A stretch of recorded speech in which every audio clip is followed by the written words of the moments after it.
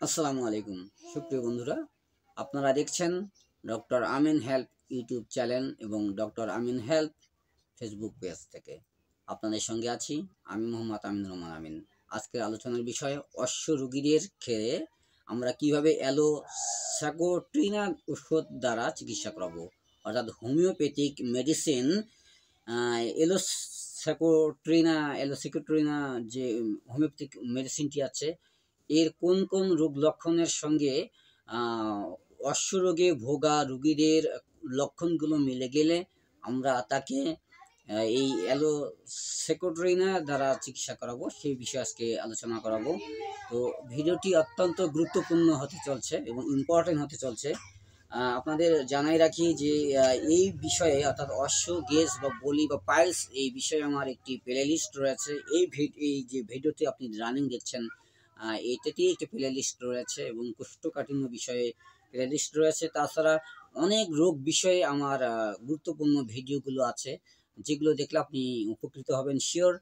তাছাড়া আপনি বা আপনার পরিবারে বা আপনার আপনজন যদি কেউ অশ্বরোগে ভুগে থাকে, তাহলে তো আপনার ক্ষেত্রে এই ভিডিওটি অনেক গুরুত্বপূর্ণ। তো সুপ্রিয় বন্ধুরা, যদি আপনি আমার চ্যানেলে নতুন হয়ে থাকেন তাহলে অবশ্যই সাবস্ক্রাইব করে দেবেন এবং পাশে থাকা বেল আইকনটি বাজিয়ে দেবেন।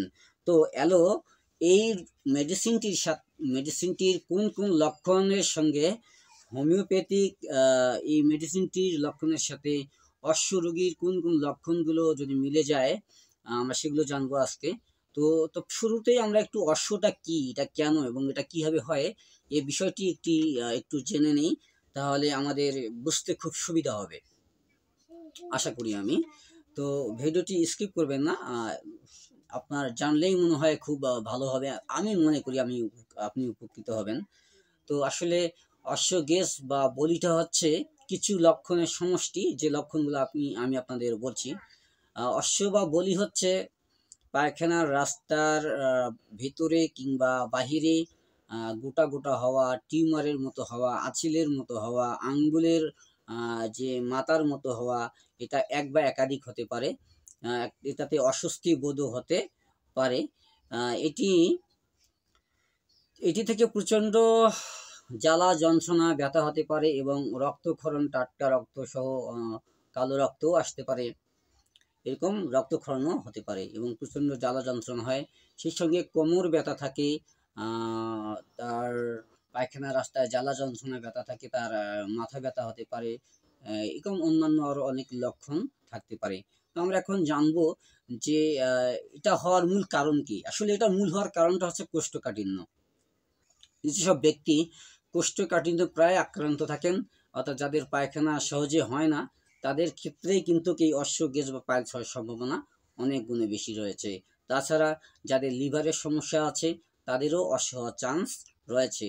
যাদের সুতাকৃমি আছে, যারা বসে বসে দিনপাত করেন, যারা একটু মোটা বা স্থূলকায় ব্যক্তি, তাদের ক্ষেত্রেও কিন্তু এই কোষ্ঠকাঠিন্য হওয়ার চান্স রয়ে গেছে অনেক বেশি।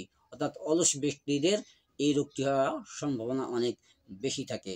তো সুপ্রিয় বন্ধুরা, আমরা এবার একটু জানবো যে এই অশ্ব গেজ বা পাইলসটা আসলে কত প্রকার। এটি মূলত 3 প্রকার। একটা হচ্ছে অন্তবলি, বহির্বলি এবং মিশ্র বলি। অন্তবলিটা হচ্ছে যেটি গুহ্যদ্বারের বা মলদ্বারের ভেতরে হয়, অর্থাৎ মলদ্বারের ভেতরে গোটা গোটা দানা দানা বা টিউমারের মতো বা আঁচিলের মতো বা আঙ্গুলের থোকার মতো এক বা একাধিক হতে পারে এবং সেখান থেকে রক্তক্ষরণও কিন্তু হয়। এটার সাথে প্রচণ্ড ব্যথা, জ্বালা যন্ত্রণা তার থাকতে পারে। 2 নম্বর হচ্ছে বহিবলি। এই বহিবলিতে তার মলদ্বারের বাহিরে কিন্তু আঙ্গুলের থোকার মতো কিংবা কিনা বলে টিউমারের মতো বা আঁচিলের মতো হয় এবং এখান থেকে রক্তক্ষরণের পরিমাণটা সাধারণত অন্তবলির চাইতে কম থাকে। আর তৃতীয়টা হচ্ছে মিশ্র বলি, অর্থাৎ মলদ্বারের ভেতরে এবং বাইরে উভয় ক্ষেত্রে কিন্তু এটা হতে পারে। আর এটা যখন হয় তো এটার জ্বালা যন্ত্রণা, ব্যথা, রক্তক্ষরণ এবং এটার ক্রিটিক্যাল অনেক বেশি হয়ে থাকে এই অবস্থা আর কি। তো আমরা জানবো যে এই লক্ষণগুলোর সঙ্গে এই যে পরিস্থিতি, যে অশ্ব বা গেজের, এর সাথে যে সেকোট্রিনা যে হোমিওপ্যাথিক মেডিসিনটি আছে, এর কোন কোন লক্ষণ এর সাথে মিলে গেলে আমরা তাকে সেকোট্রিনা দেব একজন হোমিওপ্যাথিক রেজিস্টার চিকিৎসকের মাধ্যমে। তো সুপ্রিয় বন্ধুরা, চলুন আলোচনা করা যাক এলোসেক্টোটিনার লক্ষণগুলো। তো সুপ্রিয় বন্ধুরা, এই সুযোগে আপনাদের একটু বলে নিই, যারা আমার চ্যানেলটিকে এখনও সাবস্ক্রাইব করেনি, যারা আমার চ্যানেলে নতুন আসছেন তারা অবশ্যই চ্যানেলটিকে সাবস্ক্রাইব করে দেবেন এবং পাশে থাকা বেল আইকনটি বাজিয়ে দেবেন। আর যারা অলরেডি সাবস্ক্রাইব করেছেন তাদের তো অসংখ্য অনেক অনেক ধন্যবাদ। সেই সঙ্গে আপনার গুরুত্বপূর্ণ মতামতগুলো কমেন্ট করে জানাবেন, লাইক করবেন এবং শেয়ার করবেন। আর ফেসবুক পেজ থেকে দেখলে অবশ্যই ফলো করে জানাবেন। তো এলোসেক্টোটিনা হচ্ছে সাধারণত পায়খানায় বসে বেগ দিলে অশ্বের বলি বের হয়ে পড়ে। এলোসেক্টোটিনা রোগীর প্রধান লক্ষণটা কি?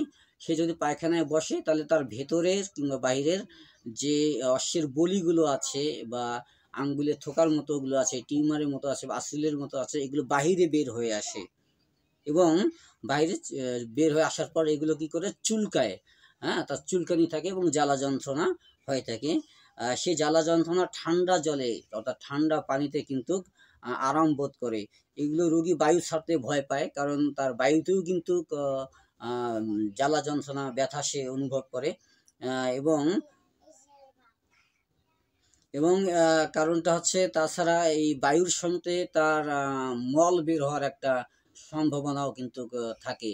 অর্থাৎ এলোসেক্টোটিনার রোগীদের বায়ু বের করতে ভয় পায়, এর একটা অন্যতম কারণ কি, যে বায়ুর সঙ্গে মল বের হয়ে কাপড় নষ্ট হওয়ার চান্স থাকে এবং সেই সঙ্গে ব্যথা হয়, জ্বালা যন্ত্রণাও হয়ে থাকে। তো এই যে লক্ষণটা হচ্ছে এলোসেক্টোটিনার, এই লক্ষণগুলোর সঙ্গে যদি মিলে যায় একজন অশ্বরোগী ভোগা রোগীর, তাহলে আপনি অবশ্যই নিঃসন্দেহে থেকে এলোসেক্টোটিনার ওষুধটি দ্বারা চিকিৎসা করাতে পারেন একজন রেজিস্টার্ড হোমিওপ্যাথিক চিকিৎসক দ্বারা। তো সুপ্রিয় বন্ধুরা, আজকের আলোচনার বিষয়টি অনেক গুরুত্বপূর্ণ ছিল। যদি ভিডিওটি আপনার ক্লিয়ার না হয়ে থাকে তাহলে আবার একটু রিপ্লে করে আমি দেখার আপনাকে রিকোয়েস্ট করব। সেই সঙ্গে এই ভিডিওর একটা প্লে লিস্ট রয়েছে, সকল ভিডিওগুলো আপনি দেখবেন, তাহলে হোমিও কোন মেডিসিন দ্বারা এই যে অশ্বরোগটি আপনার লক্ষণের সঙ্গে মিলে যায় এবং বা আপনার পরিবারের বা আপনার আপনজনের লক্ষণের সঙ্গে মিলে যায় এবং আপনি সেই অনুযায়ী একজন রেজিস্টার্ড চিকিৎসক দ্বারা চিকিৎসা করাতে পারেন, তাহলে খুব সুবিধা হবে আপনার বলে আমি মনে করি। কাজেই আপনি ভিডিওটি পুরোটাই দেখুন, কোনো প্রকার স্কিপ করবেন না, এবং যদি কোনো কিছু বুঝে না আসে তাহলে আপনি পুরো ভিডিওটা আবার দেখুন। আশা করি আপনি উপকৃত হবেন ইনশাল্লাহ। তো আজকে আর কথা বাড়াচ্ছি না, দেখা হচ্ছে পরবর্তী কোনো ভিডিওতে। সেই পর্যন্ত ভালো থাকুন, সুস্থ থাকুন, সুন্দর থাকুন। আল্লাহ হাফেজ।